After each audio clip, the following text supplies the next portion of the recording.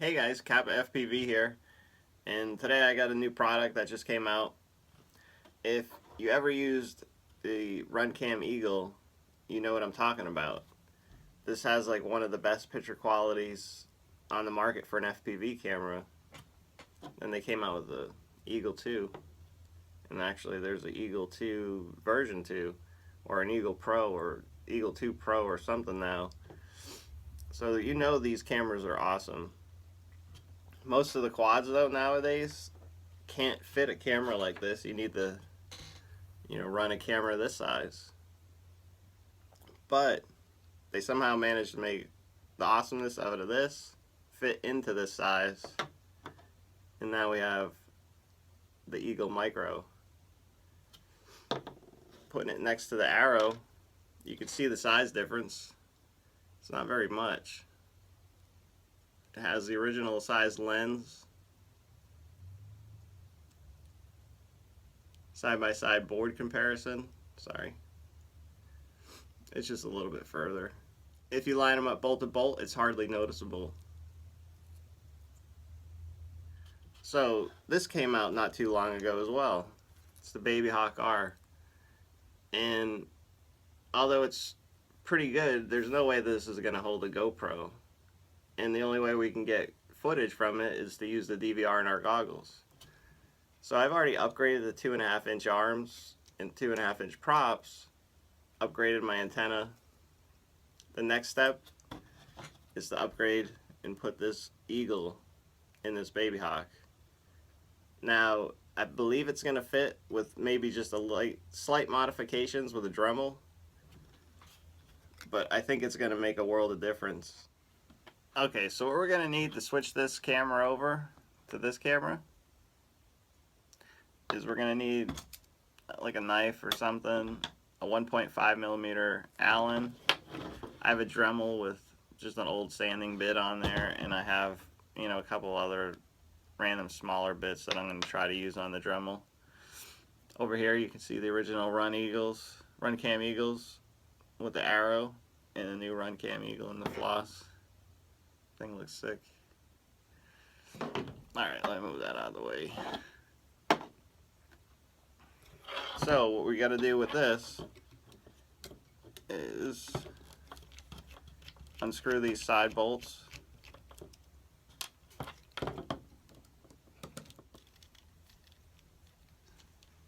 Unscrew the bottom screws.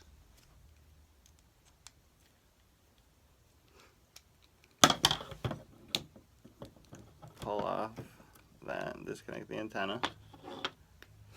Now if you're looking at this, I just drilled a hole right in between the standoffs, slid this in there, curled it around, hooked it up to the stock spot. Alright, so with that off, we can pull out our camera wires here and pull the camera out. Let's just pull this back for a second and see what we got here. I believe this little area down here is going to have to be cut on both sides. And I think that's about it, and along with this little tip there too.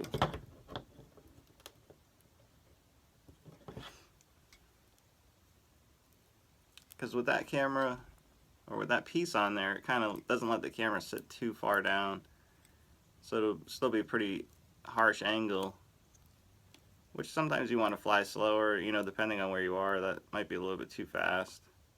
So let's start by doing the canopy. Let's take the canopy and round this out a little bit so it gives us a little bit more clearance.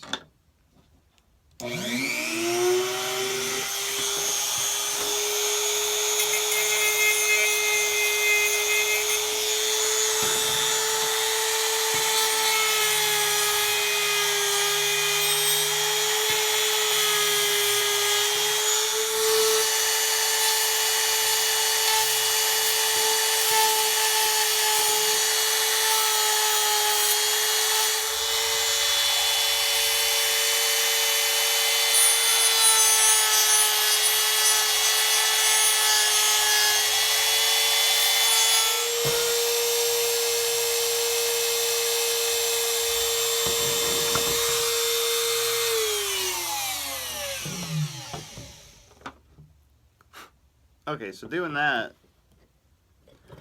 now we can come down with our camera angle and our lens fits in the housing a little bit nicer.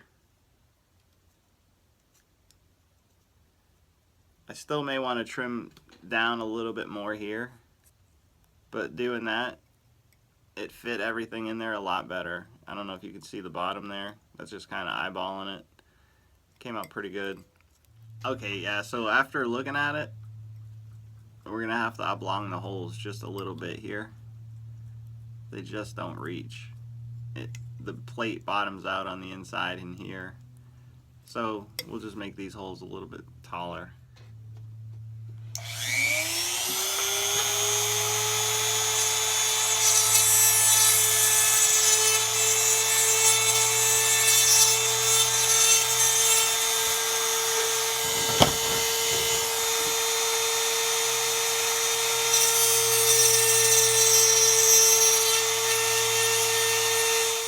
Okay, that looked like just enough to make it clear now. We may have to do it to the top pod a little bit. Let me just try to test fit it and see. I think we'll be fine. So, after we think we got that taken care of, let's work on this wiring here.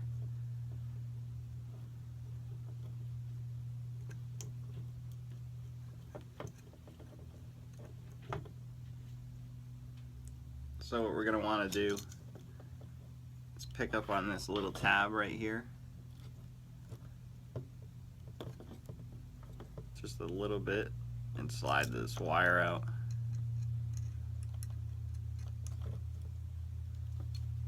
Then we can take this guy and pull the red one up from here.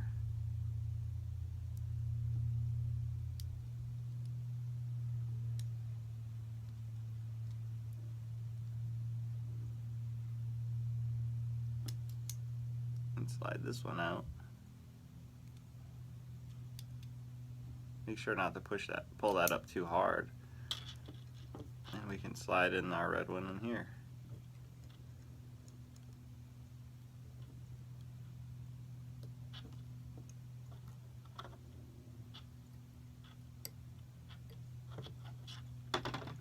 Do our black one. Make sure it went all the way in, actually. Let me double check it. Alright, because the black one on the Fox ear has the ground wire so you can control the OSD, what you need to do is come over here and cut that little guy off. After you push the black one in there, you'll have these two in. Now we just got to do the yellow.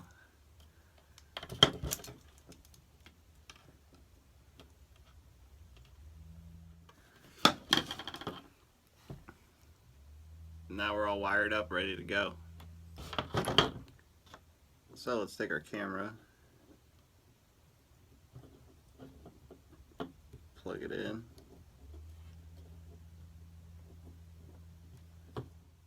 Let's plug our UFL back in and we'll give it a test flight, make sure everything's working. So all said and done, the mod takes maybe about 5-10 minutes to do it on your own.